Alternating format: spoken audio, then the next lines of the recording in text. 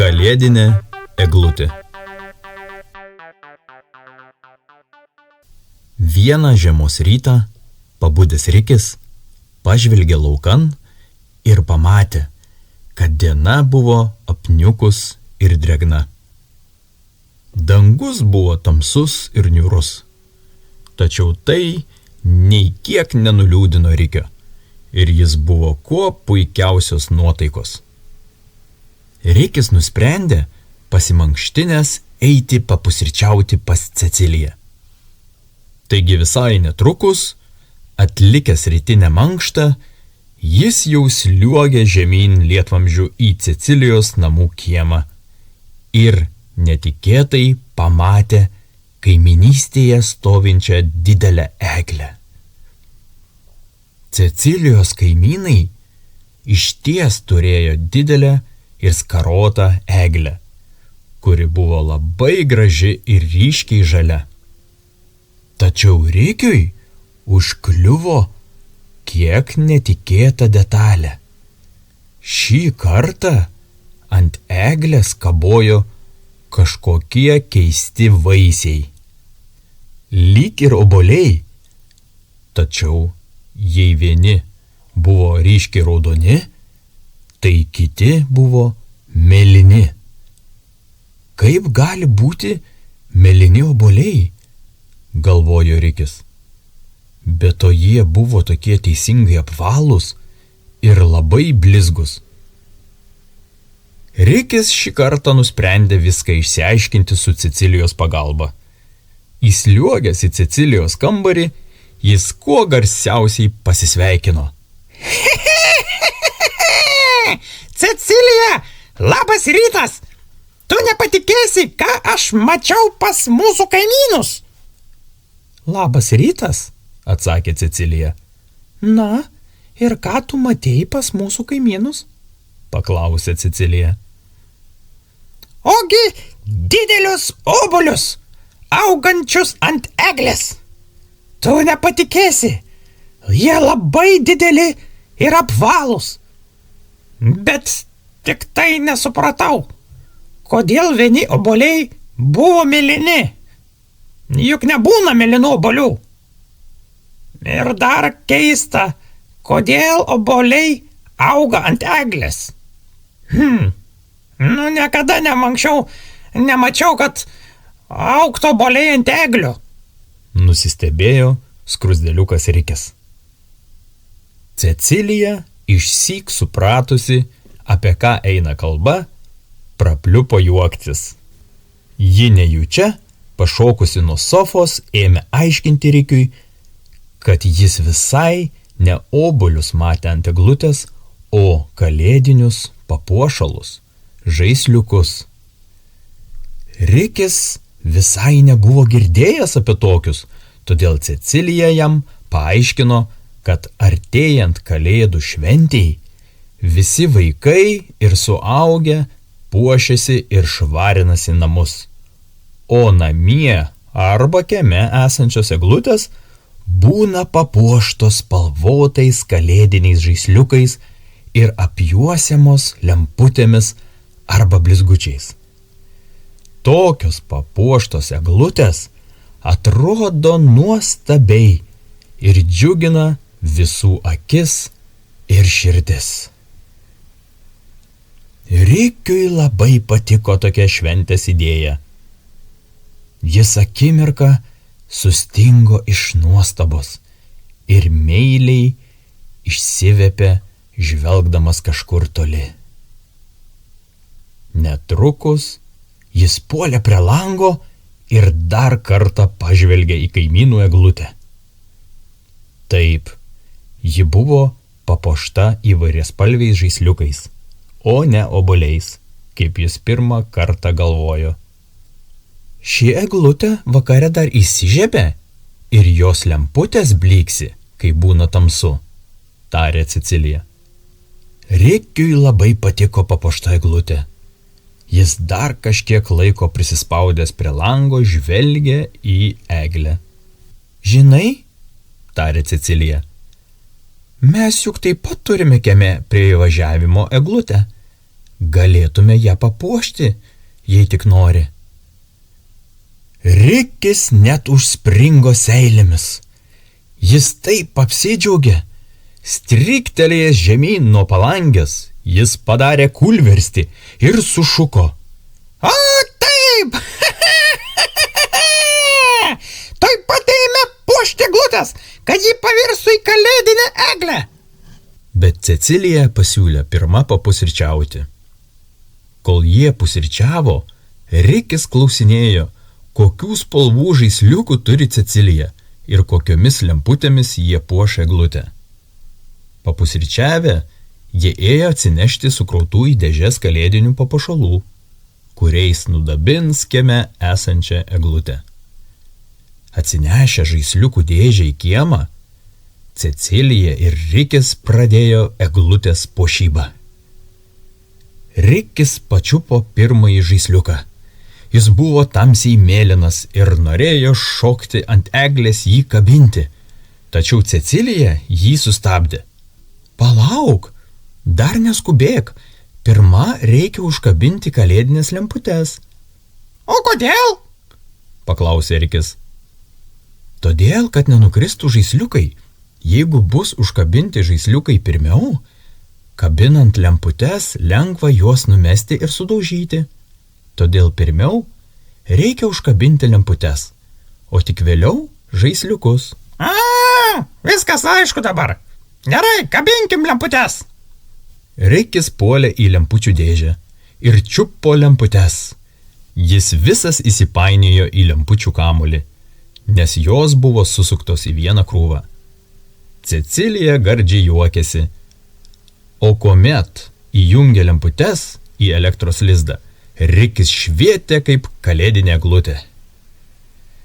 Netrukus Cecilija ir Rikis išpainiojo lempučių girliandas ir sukabino aplink kiemo eglutę.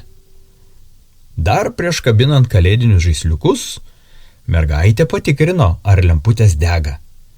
Ji trumpai įjungė lemputes, kad šviestų, ir paaiškino Rikiui, kad taip pirmiau patikrinama, ar kabinant lemputes jos nenusipurtė, ar kitaip nepasižydė. Jeigu lemputės veikia, jas sukabinus, vadinasi, galima puošti eglutę toliau žaisliukais. Taip jie ir padarė. Rikis su dideliu entuziazmu lakstė nuo žaisliukų dėžės iki eglutės pirmyn ir atgal. Jis vieną po kito ėmė žaisliukus ir juos kabino. Po poros minučių Cecilija pastebėjo, kad visi Rikio pakabinti žaisliukai yra vienoje vietoje. Ne, pasakė Cecilija. Rikiai, negerai. Žaisliukai turi būti pakabinti skirtingose vietose ir tolygiai išmėtyti po visą eglutės plotą.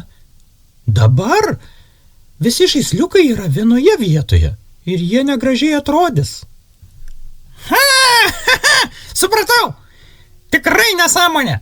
Dabar jau matau. Tuoj aš juos išdėliosiu skirtingose vietose, kaip tu ir sakei. Kaip Rikis tarė, taip ir padarė. Čiupo žaisliukus ir perkabino juos taip, kad eglutė patapo tolygiai nudabinta kalėdiniais žaislais. Vėliau jie dar papuošė eglutę kalėdiniais blizgučiais ir ji tapo visiškai panašiai į kaimynų eglę. Pabaigę puošimo darbus, Cecilija ir Rikis atsitraukė šiek tiek atgal, kad galėtų pasimėgauti gražiu eglutės vaizdu ir pasidžiaugti savo darbu. Tu žinai, tarė Rikis, aš dar nesu matęs gražesnės eglutės už šitą. Na tikrai, graži gavosi, pritarė jam Cecilija. Sugalvojau, sušuko Rikis. Aš pakviesiu visus miško žvėrelius prie mūsų eglutės, kad ir jie galėtų pasidžiaugti ją. Puikiai idėja, pritarė jam mergaitė. Pasiūlyk žvėreliams, kad kiekvienas atsineštų po kokį nors žaisliuką ar daiktą. Mes galėsime pakabinti juos ant mūsų eglutės, pasiūlė jam Cecilija. Taip, iš tikrųjų. Riktelėjo Rikis ir nudūmė miškan ieškoti savo miško draugų. Rikis greitai perbėgo visą mišką ir sušaukė visus miško žvėrelius į kalėdinį susibūrimą prie kalėdinės eglutės į Cecilijos kiemą. Jis liepė visiems atsinešti kokį nors daiktą, kurį būtų galima užkabinti ant kalėdinės eglės. Visi žvėreliai nudžiugo, kad galės sudalyvauti kalėdinės eglutės įžiebime ir dar užkabinti savo atsineštą žaislą. Kadangi niekas neturėjo tikrų kalėdinių žaislų, kurie parduodami parduotuvėje, tai žvėreliai patys sugalvojo, kas galėtų būti pakabinta ant eglutės. Arielė atsinešė graikinį riešutą. Ji kaip voverė savo namuose turi begalę visokiausių riešutų, tad riešutas jai buvo mieliausias žaisliukas. Lapė Milda atsinešė rožinį kaspiną, kurį buvo radusi miške, kuomet kažkokia mergaitė, matomai, jį pametė. Ežys Benas atsinešė didelį obuolį. Kurmis Povilas atitempė saliero šaknį. Šaknis buvo apvali ir tiko kabinti ant eglės. Šermonėlis Maksas atsinešė stalo teniso kamuoliuką. Cecilija gavo ilgai pavargti, kol sugalvojo, kaip pritvirtinti kamuoliuką prie siūlo, kad jį pakabinti, tačiau galiausiai jai pavyko. Voras Steponas atsinešė saldainį. Kiškis Kostas atsinešė morką. Varlė Danielė atsinešė žvejybinę plūdę, kurią buvo atradusi viename kaimynystės prūde. Stirna Šarlotė atnešė konkorėžį, o pelėda Florencija atskraidino pliušinį mažą žaislą, kurį kažkada pamiškėje buvo pametęs mažas vaikas. Taip visus miško žvėrelių atneštus daiktus Cecilija sukabino ant kalėdinės eglutės, kuri pavirto tikrų kalėdinių stebuklų. Eglutė buvo papuošta kalėdiniais žaisliukais, blizgučiais, daržovėmis, riešutais, saldainiais ir kitokiais daiktais. Beliko įjungti lemputes. Visi žvėreliai sustoję ratu stebėjo eglutę ir buvo pasiruošę jos įžiebimui. Cecilija suskaičiavo iki 10 ir sušuko. Tegul gražiausia pasaulyje eglutė būna įžiebta. Ir įjungė lemputes. Kadangi lauke buvo prietema, visų akivaizdoje įsižiebė nuostabiai graži eglė. Visi nuščiuvo ir išsižiojo. Aplink tvyrojo tyla. Visi džiaugiasi kalėdiniu stebuklu. Vėliau visus žvėrelius Cecilija pavaišino šilta arbata ir sausainiais. Visiems žvėreliams labai patiko kalėdų eglės įžiebimo šventė. Jie nutarė, kad tokią panašią eglutę reiktų pasipuošti ir miške, prie kurios jie galėtų susirinkti ir pasidžiaugti. Rikis pasisiūlė padėti. Taigi sekančią dieną jie taip ir padarė. O kokie nuotykiai laukia Rikio ir Cecilijos sekančiomis dienomis, tu sužinosi jau kitose pasakose. O dabar aš jums sakau iki ir iki susitikimo su Rikiu ir Cecilija.